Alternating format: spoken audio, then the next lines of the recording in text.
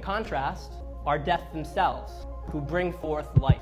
Women have more of an issue cultivating energy rather than controlling it. Women pursue men based on their energy. You see this a lot in relationships. A guy starts to have good stuff going for him, and a girl can sense that. It's amazing to me how good women are at sensing energy. They can tell really, really quickly whether a guy's low energy or whether he's high energy, and they're just drawn towards him. And so you have women who will meet a guy, and maybe this guy's had a couple good things going for him, his confidence is up, and she's like, I want him. And a guy who isn't used to controlling his energy, this is his death in a certain sense, because she will take the energy out of him. Are you happy? No. Why? I'm alone. When you say that, what do you mean? I mean, I just sit in a little room all day, work in front of a computer. And that's comfortable with the lifestyle that you're comfortable with. Oftentimes, man, we be dating women that are just not compatible with the life that we want to live. You know what I'm saying? It shouldn't be determined by what that woman wants. Okay, I like her. She's super high maintenance. So you know what? I got to go get on my grind. I got to go get me some more money. I got to go do this. I got to do that. Whatever it takes to be able to deliver this, 10,000 square foot house and Rolls Royce in the driveway and Louis Vuitton bags all through the closet and a bunch of clothes in there with tags on them that she don't even wear. So you got dudes that'll go out here and try to kill themselves for that. And instead of just finding you somebody that's compatible with the lifestyle that you want to live. If you don't really believe in all that fancy high value stuff, stay away from those type of women. There are plenty of attractive women who have that same mindset that you have. Right. I don't need a Louis. I don't need a Gucci. I'm good. As long as our bills is paid, we got a decent house, we got a couple cars in that garage. We can take trips when I want to take them. I'm good. Like how women are nowadays because they don't realize their value. So everyone's just a hoe. So if you're I'm gonna be really blunt. I'm gonna be really blunt. If a girl's a hoe and you go out there and you fuck all these guys thinking, oh, I'm gonna challenge and be better, it's not gonna happen. He's gonna fuck you, he's gonna fuck her, he's gonna fuck everyone, and you're like, well, he's shitty. Maybe you're shitty. If a girl fucks 80 guys, not one of them wanted to wife you up. Not one said, you know what, this shit was bomb. You gotta stay here. I'm just saying. Like to me, to that extent. If a girl's really, and I'm speaking from my own experience, where if you ain't shit, you're really not gonna get shit. Like if you do level the fuck up as a woman with discipline, emotionally, physically, social media, all that stuff, you can get a guy to be like, you know what, I might need to calm the fuck down. I should probably stop going out because I'm not gonna be one like her. If that's what you're looking for. How many men were around us? How many cars have stopped here?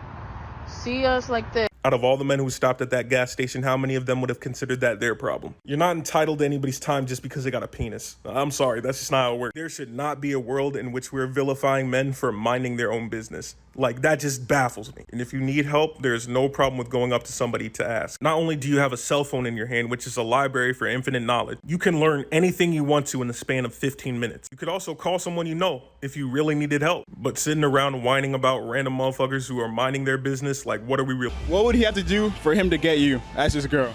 Oh, that's hard because we're friends. We've been friends for so long. We wouldn't ruin it like that. No, we're friends. Shit, that's what she said. Wow, man. I always thought it would be 30 forever. And then you find out, gee, it is possible to get older. And so my main advice to everybody I meet that's below 60, I say, for goodness sake, enjoy it and have fun. I just stumbled on a video of a woman telling other women to go on as many dates as possible. So now I'm going to tell you why that's like really bad advice for like a whole shitload of reasons. Yeah, this is going to be a bummer. Remember, comparison is the thief of joy. So the issue you're going to have when dating is actually going to be comparison. So what's fucking up a lot of people right now is, let's say you dated 20 people, right? There's going to be a best one of those. And that's a problem. The red pill dipshits actually have a really good term for it. They call them alpha widows. It just means like a woman who dated a guy who was like way out of her league, and then they broke up, but now she's comparing every guy she's with to that guy, and it's causing all of her relationships to fail. Yeah, it's that thing, right? But think of a 10. Think of a 10 and think of it like a bell curve. If you dated a 10 and lost it, the odds of you encountering a 10 again is essentially zero. The person who I learned this from, he was essentially recommending that you want to like find the next 8 you can and then like latch on to that one, because the next little bit of information is a bit of a bummer. Arranged marriages pass marriages for love around year 5 in happiness. So arranged marriages are happier long-term than people who pick their own partners. And you want to know why? It's fucking obvious. It's because the people who are picking their own partners are viewing each other as disposable. When you view your partner as someone you can replace, yeah, you'll get upset and you'll get all butthurt and you won't fix shit because you can replace them, right? There's less incentive. Well, when it's an arranged marriage, this is your person.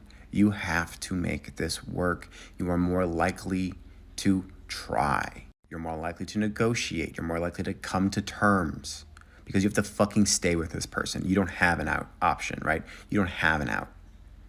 Well, marriage is for love. Like, yeah, go date 500 people. Like, see, yeah, cool. You just trained your brain to devalue every fucking person, right? Because now you're treating dating as a game. You're treating men as a fucking object. And then you're wondering why you can't form a healthy relationship with these objects. This is so weird. I was told one of these objects was going to come and be my object. And it's like, yeah, we're talking about the objectification of women. No one talks about the objectification of men. So they don't even think about it when they're fucking dating. And then it just is pervasive. And I'm not saying like let your parents pick your partner. I'm just saying if you're treating the whole finding of a partner like it is a fucking game, you're gonna get played. Oh my God, that's such a good pun. I like that one. I'm gonna, ooh. You ain't got the answer, Sway. Kanye. I've been doing this more than you. You know what? I will go ahead and say Sway had the answer. You're just getting to know Shorty and stuff like that. Now she's talking about, hey, can you buy this Chick-fil-A meal for me? You don't got $8? I don't really know you. You know, life's got to be tough, man. It's a tough economy out here. You can't ask me for no Chick-fil-A after a couple of days. I don't even know your last name. I probably just know your Instagram name. Then what are the introductory questions? I would say the introductory questions should be, first, what is your name? We're so backwards, we don't even be knowing what people's names are. First name, oh, nah, you're Samantha _305, right? Yeah. Come on now. That's not their govy. That's not their government.